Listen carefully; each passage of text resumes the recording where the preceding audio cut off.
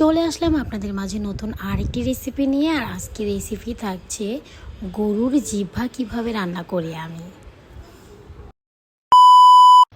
Hello everyone, this is me Rita Raktita. আসসালামু আলাইকুম। আশা করি সবাই ভালো আছেন। আলহামদুলিল্লাহ আমিও ভালো আছি। এই দেখেন নিয়ে চলে আসলাম গরুর জিহ্বা। এই যে গরুর জিহ্বাটা সুন্দর করে পরিষ্কার করে ধুয়ে নিচ্ছি। এটা এখন আমি বয়লিং হতে দিব আমার চুলায়। এটা বেশ কিছুক্ষণ বয়লিং হবে। বয়লিং করার পরে আমি এটাকে সুন্দর করে ছোট ছোট করে কেটে নিব। কেটে আমি ওয়াশ করে নিব আবার পুনরায়। গরুর জিহ্বাটা পরিষ্কার করার পরে আমি যেভাবে যা যা উপকরণ দিয়ে রান্না করি সেটাই আপনাদের সাথে শেয়ার করব। চুলায় দিয়ে দিলাম আমি হাঁড়ির ভিতরে দিয়ে দিলাম অয়েলের মধ্যে দিয়ে দিব পর্যাপ্ত পরিমাণ পেঁয়াজ এবং দিয়ে দিচ্ছি কতগুলো গোটা মশলা। এই মশলার মধ্যে থাকবে তেজপাতা, এলাচ, দারচিনি, কালো এলাচ, লবঙ্গ।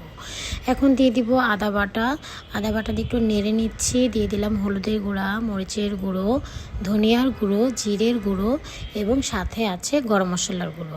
সাথে দিয়ে দিলাম কতগুলো ঝাল কাঁচামরিচ। এখন এটাকে খুব সুন্দর করে কষিয়ে নিতে হবে। মশলাটা কিন্তু কষানোর উপরই কিন্তু ভিত্তি করে আপনার রান্নাটা কতটা সুন্দর হবে। এখন দিয়ে দিলাম গরুর জিবলাগুলো। দেখেন আমি যেভাবে ছোট ছোট করে কেটে এটাকে খুব সুন্দর করে পরিষ্কার করে নিয়েছি। এখন এই মশলা দিয়ে এই মাংসটাকে আমি খুব সুন্দর করে কষাবো। এই মাংসটা থেকে কিছুটা পরিমাণ পানি ছাড়বে। এই পর্যায়ে আমি দিয়ে দিলাম একটু লবণ। পানিতে কিছুক্ষণ কষাই নেবেন ভালো করে।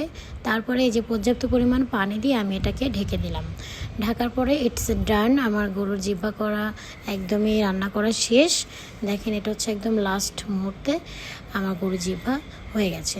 আশা রাখছি যা যা উপকরণ দিয়ে আমি গরুর জিহ্বাটা রান্না করেছি এভাবে যদি রান্না করেন হতাশ হবেন না। তো আজকের ভিডিওটি এই পর্যন্তই ছিল। সবাই ভালো থাকবেন। আবার নতুন কোনো ভিডিওতে দেখা হবে। ততক্ষণে সবাই ভালো থাকবেন। আল্লাহ হাফেজ।